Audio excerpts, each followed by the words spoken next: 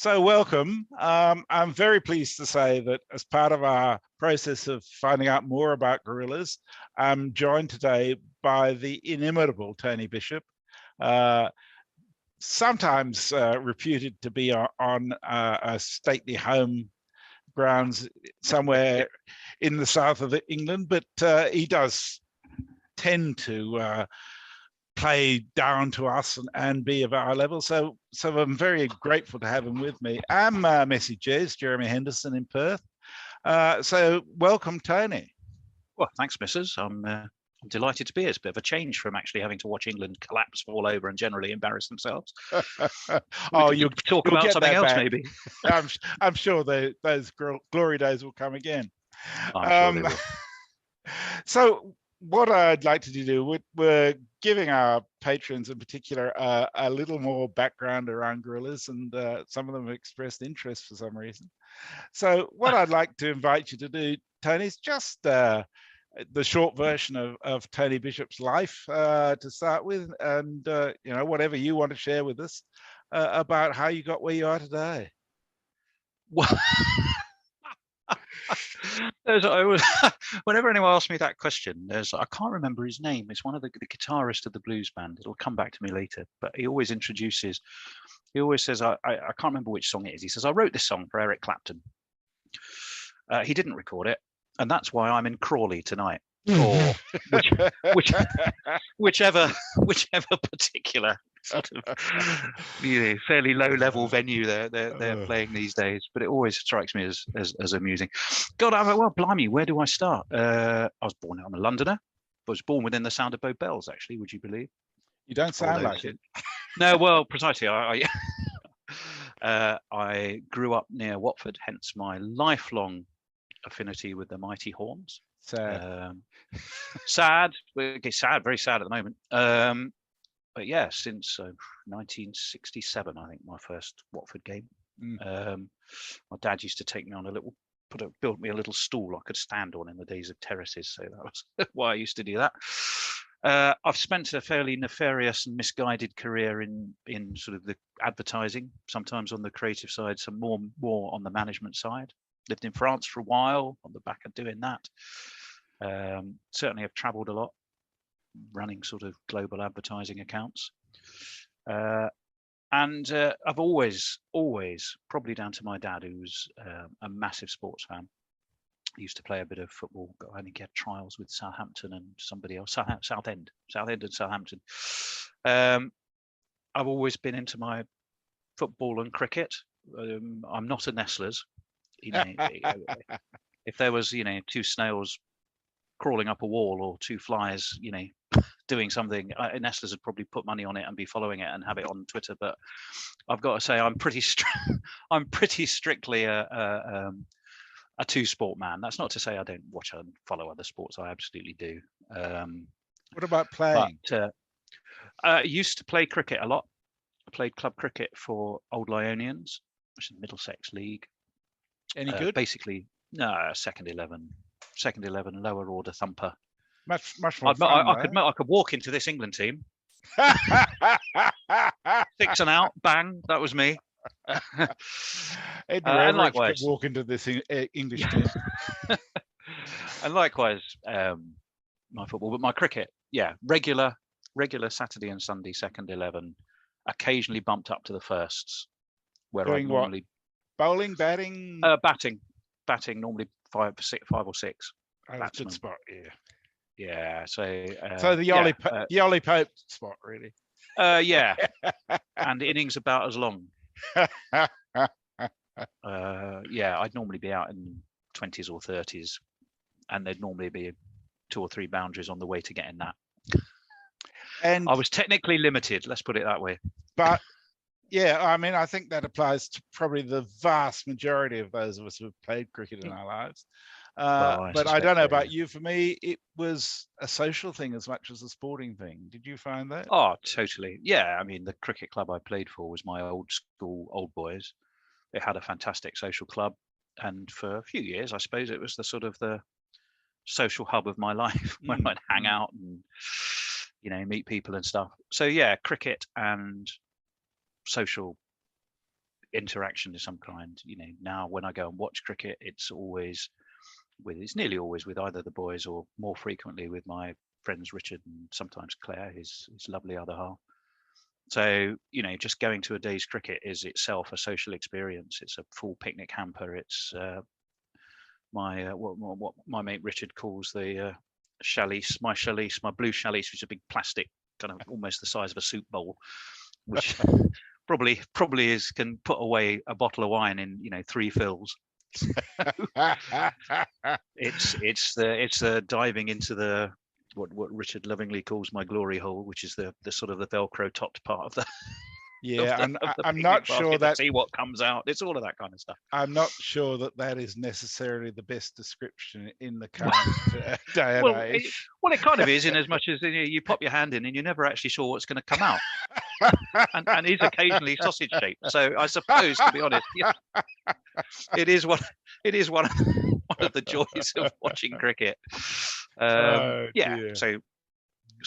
watching cricket and chatting just go hand in hand to me. And so speaking of watching cricket, Tony, what's your first memory of watching high level cricket? It would have to be 1972, I think. The Oval, England and Australia. It was day 2. It was the first ever Test match I went to, and I think England were out in the morning. They were 9 down already from day 1. Dennis Lillee, I know, took 5 in both innings for Australia, and the Chappell brothers at the Oval just batted and batted and batted. Ian made 118, Greg I think 113. There was a partnership of over 200. I remember that. But I was with my dad. I recall Greg pulled Ray Illingworth in our general direction, and Tony Greig just loped across and took it, and then sort of looked like he was about to drop it and held it. And that was that was the sort of the end. So watching the Chappell brothers bat what seemed like a lifetime to my young eyes, but it got me utterly hooked on watching Test cricket, and why I probably love the longer format of it so much. If I could, even having seen Watford at Wembley twice, and so many great games, I could, recall watching them, and how much I love Watford and I love Middlesex, and if I could have one day back in my life of sports watching, I think it would be that day. That's wonderful. That's fantastic. I would. 50 years almost. And well, hang on. I was 12. It will be 50. Yeah, 72. Yes, 50 years next year. Yeah. So we should have some sort of guerrilla party to celebrate 50 years of me watching Test cricket. Well, longer for you, I would imagine. Invite the Chappell brothers and Dennis Lillee to come and celebrate with you. I'm sure Lily would be lovely. I'm sure the Chappell brothers would be fun. I quite like listening to Ian Chappell. I mean, he speaks a lot of sense, despite being somewhat occasionally curmudgeonly. But he does speak a lot of sense, I reckon, these days. Indeed. Greg's a little more quiet, isn't he? You don't hear quite so much of him. No. I think that's quite deliberate on his part. He doesn't have the same desire to be upfront on the cricket scene. Actually, while you're looking, I've just looked up the team that day. Yeah. I can tell you. I'll tell you. Australia was Watson, Stackpole, the 2 Chappells, Ross Edwards, Paul Sheehan, Rodney Marsh, Inverarity, Ashley Mallet, Bob Massey, and Lillee. England, I remember Barry Wood had a debut. Illingworth was captain. Snow, Arnold, Underwood. Yeah, all those kind of names were playing. Wow, a whole lot of those used to play at the Wacker over here. Beetle Watson played here along with Massey and Lillee. And, I tell you what, there was some pretty damn good cricketers to watch even then. Oh, well, yeah, absolutely. Well, you see, this is one of the things that,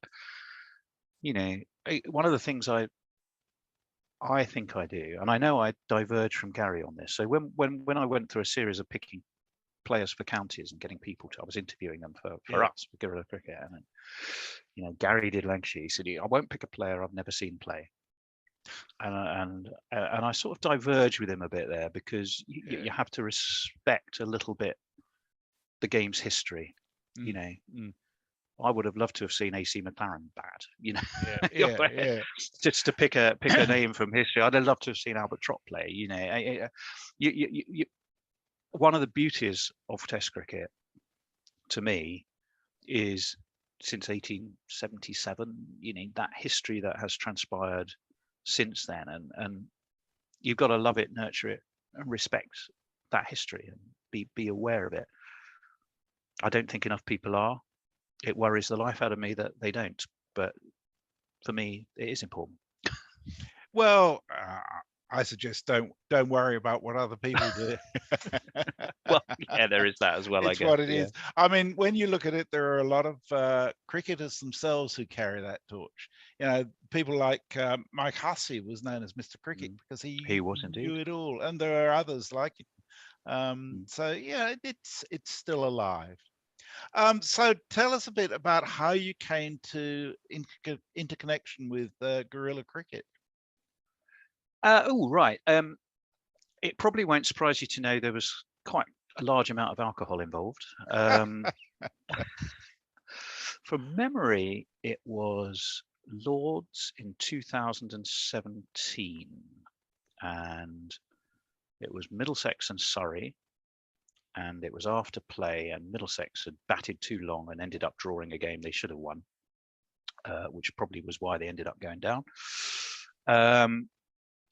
And I can't even remember how the conversation started, but I met Hendo and Dan Norcross, and literally it was my mate Richard and I, and those two.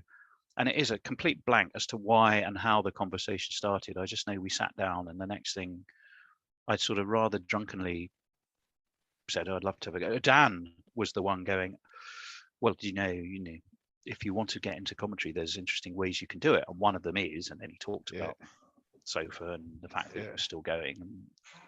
And then I got a message from Hendo to go, "Would you want to come in?" I think it was the Pakistan test. And that was it. You were hooked. Me and a pile of notes for a. Well, no, I do remember it was Pakistan because I think on my first commentary stint, I said something about a lucky fucker, which was a fairly obvious joke, but I remember using it. I thought, "Oh dear, is that it? That's probably it now, is it?" But obviously it wasn't. So obvious has never been a prohibition to jokes on guerrilla, as you well know. Well, no, definitely not. So yes, as a result of a Middlesex Surrey draw and a drunken evening in the tavern, Hendo and Norcross, and here I am. And thanks to that, here I am in a study in Claygate tonight. All this morning. How much of your life does it consume, guerrilla cricket? Well, more now than it did. I still do bits of work consulting wise, but I pretty much made a pact with myself when I was 60 that I was never going to work for anyone else ever again, and I'd work when I wanted to, not because I had to. Nice rule. Yes. So gradually I seem to have found, from writing articles to the website to fronting the show on occasions and being fairly consistently on it, to this year, now I've got the worst job at any cricket club. If you think of guerrillas, that's bloody whatever it is, fixture secretary, or the one that has to ring people up and go, "Look, Fred had a heavy night last night. Can you come in for him?" So rotas and all that stuff I seem to have got, which has itself become quite an interesting challenge because things have changed, I guess, so much since we became more remote. One of the for every dark cloud you have to look for the silver lining, and I genuinely think for us one of those silver linings is the breadth and variety of people we're now able to call on more easily.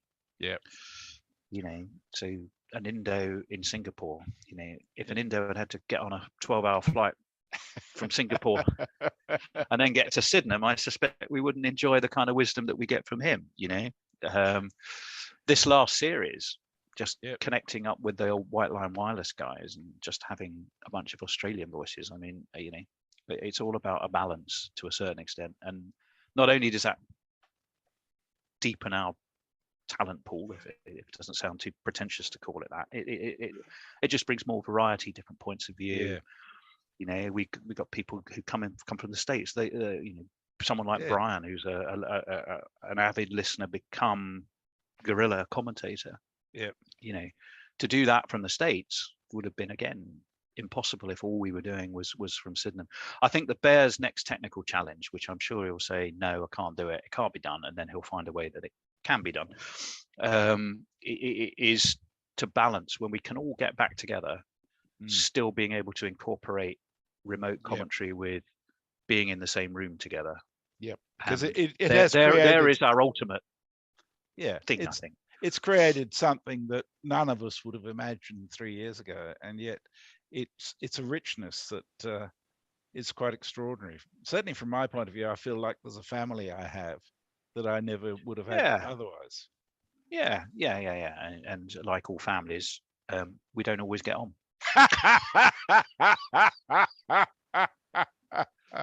But I tend to see the good in all people, yes, or at least recognize that there may be faults even in myself, but also by and large there's good in all people, and I tend to look for those. That certainly helps you get through some stints of commentary. Well, I asked you a question earlier on which was quite deliberate in relation to your relationship with cricket, and how for you it was a social hub when you were playing. What's your feeling around guerrilla in that context? It's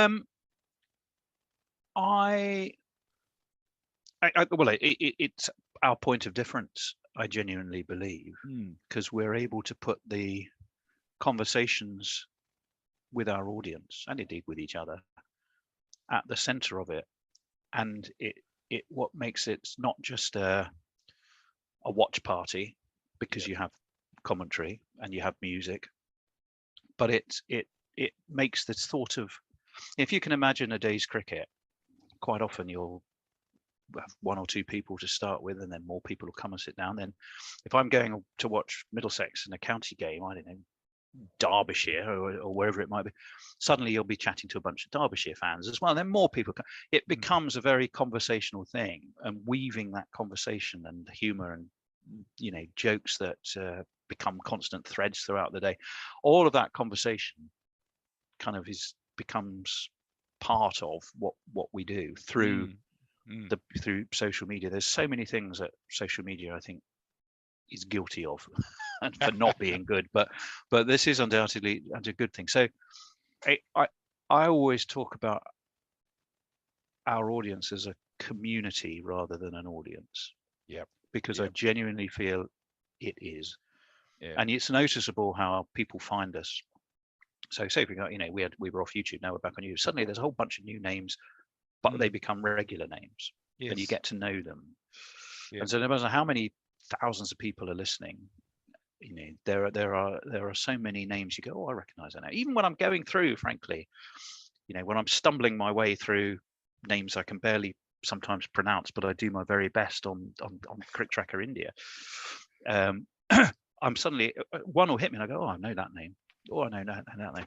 They sort of stick there, and you kind of feel that you are watching it as a community of people who have a thing that binds them together. And if we can be that thing, it makes me actually quite proud, I've got to be honest. I and rightly so, I think. So cricket is basically becoming the vehicle for connection that wouldn't otherwise be there. I think so. And it is our way of doing that does that. I don't think, you know, cricket itself does that, but if I listen to TalkSport or if I listen to Test Match Special, I don't think I'm feeling like I know I'm in the States, and I feeling like I actually know quite well. I want to have a drink with someone in Australia as a result of listening to that thing. Whereas with us, that does happen.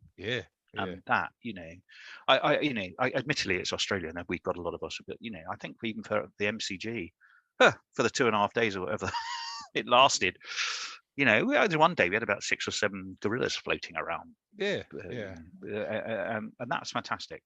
Some floating higher. meeting people, and some yes, some floating higher for sort of artificial reasons, I'm sure, but nonetheless, yes, very proud of that. I have to be honest.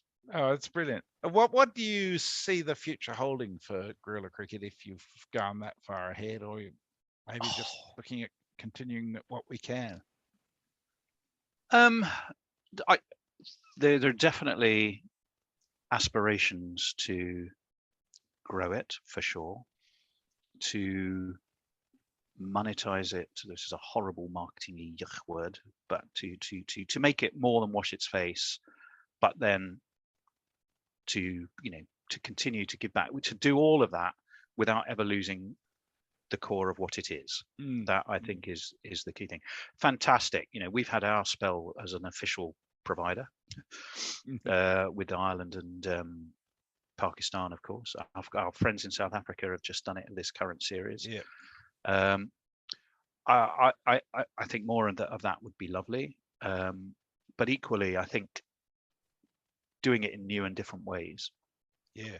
I'm very happy with the formats we have.